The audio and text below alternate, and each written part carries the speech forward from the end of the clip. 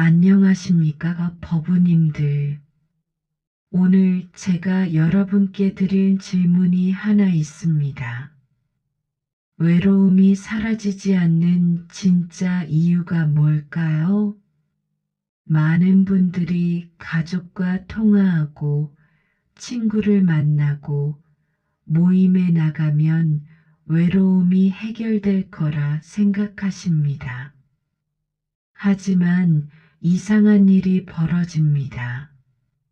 사람들과 함께 있어도 웃으며 이야기를 나누고 있어도 집에 돌아오면 다시 그 공허함이 밀려옵니다. 어떤 분은 이렇게 말씀하셨습니다. 손주들이 와서 하루 종일 시끌벅적하게 놀다 갔어요. 그런데 아이들이 떠나고 나니까 집이 더 쓸쓸하더라고요. 그 전보다 훨씬 더요. 여기 계신 많은 분들도 비슷한 경험 있으시지 않습니까? 저녁 식사를 혼자 하면서 문득 눈물이 날 것 같거나 밤에 잠이 안 와서 핸드폰만 들여다보시거나 누군가에게 전화하고 싶은데 민폐일까봐 참으셨던 그런 순간들 말입니다. 법우님들, 오늘 이 영상 하나로 외로움에 대한 여러분의 생각이 완전히 바뀔 것입니다. 부처님께서 가르쳐 주신 지혜 속에는 외로움을 고통이 아니라 축복으로 바꾸는 놀라운 방법이 담겨 있습니다. 지금부터 제가 말씀드릴 4가지만 제대로 실천하신다면 혼자 있는 시간이 더 이상 괴롭지 않고 오히려 기다려지는 시간이 될 것입니다. 그럼 시작하겠습니다. 첫 번째, 외로움의 본질을 올바르게 이해해야 합니다. 여기서 법우님들께 중요한 질문 하나 드리겠습니다. 외로움이 나쁜 감정일까요? 대부분 당연하죠라고 답하실 겁니다. 하지만 부처님께서는 금강경에서 이렇게 말씀하셨습니다. 모든 유의법은 꿈과 같고 환상과 같고 물거품과 같으니 마땅히 이와 같이 관찰하라. 쉽게 풀어보겠습니다. 우리가 느끼는 모든 감정, 모든 상황은 영원하지 않다는 뜻입니다. 지금 느끼는 이 외로움도 마찬가지입니다. 영원히 계속될 것 같지만 구름처럼 왔다가 구름처럼 사라질 감정일 뿐입니다. 여기서 핵심은 이겁니다. 외로움을 단순히 참고 견디는 게 아니라 그 안에 숨어있는 선물을 발견하는 것입니다. 실제로 부처님께서 6년간 고행을 하실 때를 생각해 보십시오. 아무도 없는 숲속에서 때로는 짐승들만이 친구였던 그 시간들. 하지만 그 완전히 혼자였던 시간이야말로 부처님께서 위대한 깨달음을 얻으신 가장 소중한 순간이었습니다. 왜 그럴까요? 외로움은 우리를 자신의 내면과 마주하게 만드는 강력한 힘이 있기 때문입니다. 사람들과 함께 있을 때는 외부의 자극과 대화에 정신이 팔려 자신의 마음을 들여다볼 여유가 없습니다. 하지만 혼자 있을 때는 비로소 내면의 소리가 들립니다. 물론 처음에는 그 소리가 낯설고 때로는 무섭게 느껴질 수도 있습니다. 그동안 무시하고 살았던 마음의 상처들, 해결하지 못한 고민들이 떠오르니까요. 하지만 법우님들, 바로 이것이 진정한 성장의 시작입니다. 72세의 한법우님께서 제게 이렇게 말씀하신 적이 있습니다. 스님, 저는 평생 남편과 자식들 뒷바라지하느라 제가 누군지도 몰랐어요. 그런데 남편이 돌아가시고 혼자 지내면서 처음으로 나를 만났어요. 처음엔 외로웠지만 지금은 이 시간이 감사해요. 이제부터는 외로움이 찾아올 때마다 이렇게 생각해 보세요.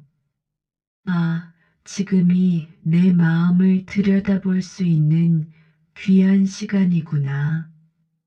그러면 외로움에 대한 관점이 완전히 달라집니다. 두 번째, 홀로 있음과 외로움을 구분해야 합니다. 많은 분들이 이 둘을 같은 것으로 생각하시는데 사실은 전혀 다른 개념입니다. 조주선사께서 제자에게 이런 말씀을 하셨습니다. 혼자라면 내가 너와 함께 있을 것이고 함께 있다면 내가 혼자일 것이다. 무슨 뜻일까요?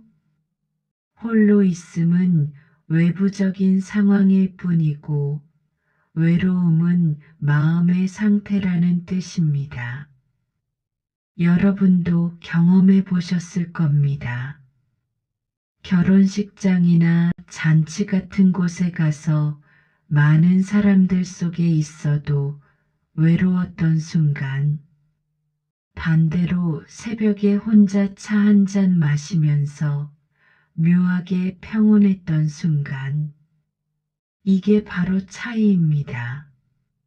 진정한 고독이란 자신의 본성과 하나가 되는 상태를 말합니다. 이런 상태에서는 비록 주변에 아무도 없어도 마음이 충만하고 평화롭습니다.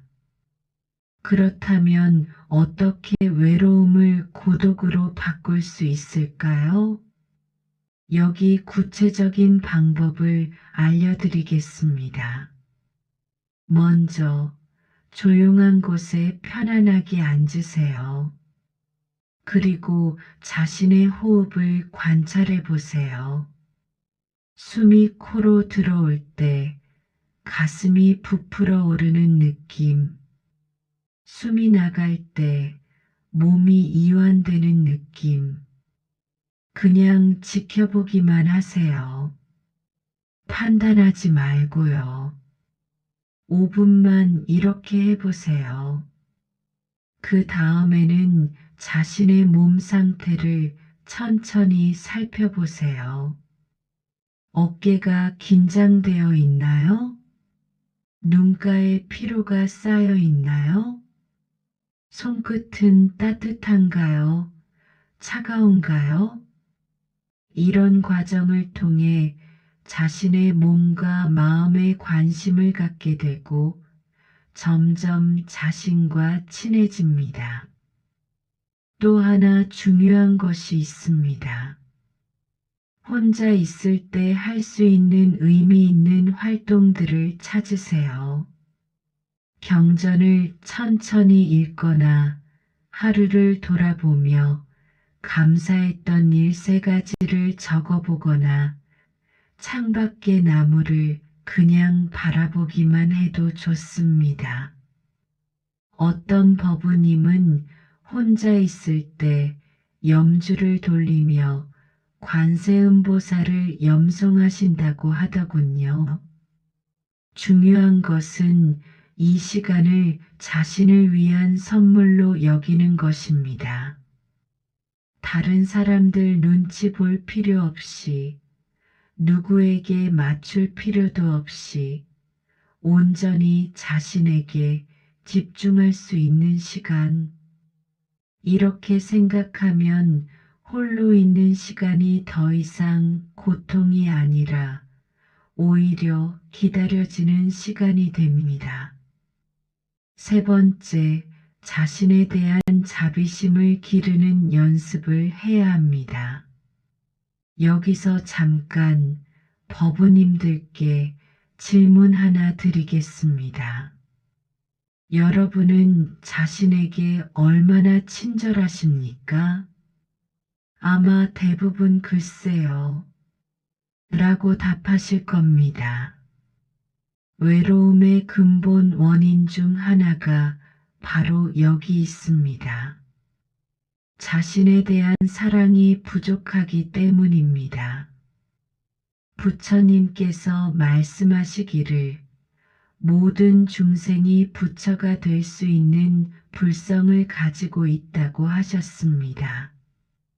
여기서 모든 중생에는 법우님 자신도 포함됩니다. 그런데 우리는 어떻습니까? 다른 사람들의 실수는 그럴 수도 있지 하고 넘어가면서 자신의 작은 실수는 밤새 후회합니다. 다른 사람들에게는 괜찮아요, 힘내세요 하면서 자신에게는 왜 그것도 못해라고 자책합니다. 이런 불균형 때문에 마음속에 외로움이 자리 잡게 됩니다. 한 제자가 부처님께 여쭈었습니다. 저는 다른 사람들을 사랑하는 것은 어렵지 않은데 저 자신을 사랑하는 것이 가장 어렵습니다. 그때 부처님께서 이렇게 반문하셨습니다. 그대가 자신을 사랑하지 못한다면 어떻게 다른 이들을 진정으로 사랑할 수 있겠는가? 깊은 말씀입니다.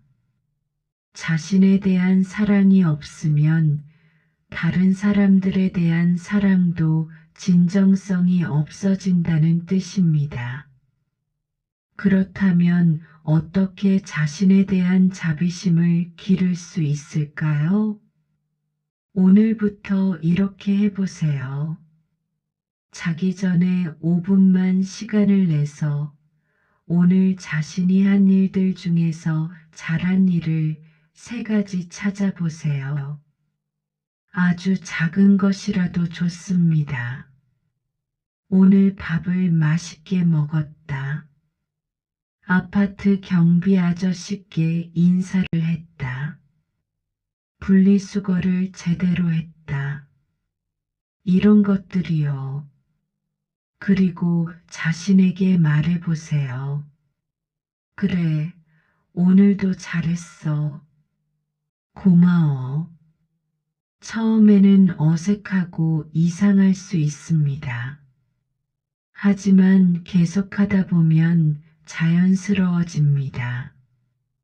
또 하나 실수를 했을 때도 자신을 용서하는 연습을 하세요. 괜찮아. 실수할 수도 있지. 완벽한 사람은 없으니까. 다음엔 더 잘하면 돼. 이렇게 자신에게 말해주세요. 어느 날 문득 혼자 있어도 외롭지 않은 순간이 옵니다. 왜냐하면 사랑하는 사람이 옆에 있으니까요. 그 사람이 바로 자기 자신입니다. 자비심이 깊어질수록 또 하나 놀라운 일이 벌어집니다. 세상 모든 존재들과 연결되어 있다는 느낌이 강해집니다. 창밖의 참새도, 길가의 나무도, 하늘의 구름도 모두 나와 연결된 소중한 존재들이라는 것을 깨닫게 됩니다. 그러면 물리적으로는 혼자 있어도 마음으로는 모든 생명체들과 함께하고 있다는 따뜻함을 느낄 수 있습니다. 네 번째, 공덕을 쌓는 실천을 해야 합니다. 외로움에서 벗어나는 가장 확실한 방법이 뭘까요? 놀랍게도 다른 중생들을 위한 선한 행동을 하는 것입니다. 부처님께서 말씀하시기를 자신의 행복을 위해서는 다른 이들의 행복을 위해 노력하라고 하셨습니다.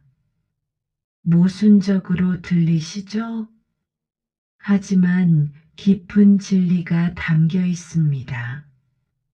외로움의 상당 부분은 자신에게만 관심이 집중되어 있을 때 생기는 현상입니다. 나는 왜 이렇게 혼자일까? 왜 아무도 나를 찾지 않을까? 이런 생각들이 계속 맴돌면서 외로움이 더욱 깊어집니다. 하지만 다른 사람들을 위해 무언가를 하려고 노력할 때는 그런 생각들이 사라집니다. 관심의 초점이 자신에서 다른 이들로 옮겨가기 때문입니다. 달마대사께서 이런 말씀을 하셨습니다. 공덕을 쌓는다는 것은 모든 중생을 위한 것이다. 하지만 역설적으로 그럴 때 자신이 가장 큰 공덕을 얻게 된다. 그렇다면 구체적으로 어떤 공덕을 쌓을 수 있을까요? 어렵지 않습니다. 먼저 주변의 어려운 이웃들을 돌아보세요. 혼자 사시는 어르신들이나 몸이 불편하신 분들이 계실 겁니다. 그분들을 위해 작은 일이라도 도움을 드려보세요. 장을 봐드리거나 10분이라도 말벗이 되어드리거나 반찬을 조금 나눠드리는 것, 이런 것들이 큰 공덕이 됩니다. 어떤 법우님은 매주 수요일마다 동네 복지관에 가서 어르신들 손톱을 깎아드린다고 하더군요. 또 어떤 분은 길고양이들에게 먹이를 주고 물그릇을 챙겨주신답니다. 이것도 훌륭한 공덕입니다. 환경 보호를 위한 활동도 좋습니다. 플라스틱 사용을 줄이고 분리수거를 철저히 하고 에너지를 절약하는 것, 이런 것들이 미래 세대를 위한 선한 행동입니다. 이런 활동들을 하다 보면 자연스럽게 같은 마음을 가진 사람들과 만나게 됩니다. 함께 선한 일을 하는 동료들이 생기면서 더 이상 외롭지 않게 됩니다. 하지만 여기서 중요한 것이 있습니다. 외로움을 달래기 위해 공덕을 쌓는 것이 아니라 순수한 마음으로 다른 중생들을 위해 실천하는 것입니다. 동기가 순수할 때 그 결과도 더욱 좋아집니다. 또 하나, 법을 나누는 것도 큰 공덕입니다. 외로워하는 다른 분들에게 오늘 제가 말씀드린 내용들을 전해주시는 것, 이것도 훌륭한 법시가 됩니다. 이렇게 꾸준히 공덕을 쌓다 보면 마음 안에 따뜻함과 충만함이 생깁니다. 내가 누군가에게 도움이 되고 있다는 생각 자체가 존재의 의미를 느끼게 해주고 외로움이 들어설 자리가 없어집니다. 무엇보다 공덕을 쌓는 과정에서 자신도 모르게 지혜와 자비가 깊어집니다.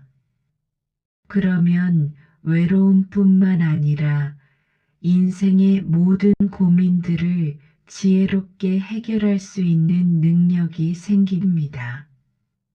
법우님들, 오늘 말씀드린 내용을 정리하겠습니다.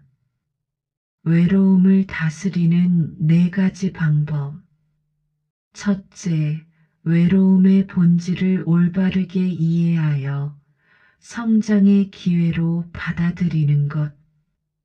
둘째, 홀로 있음과 외로움을 구분하여 진정한 고독을 즐길 줄 아는 것.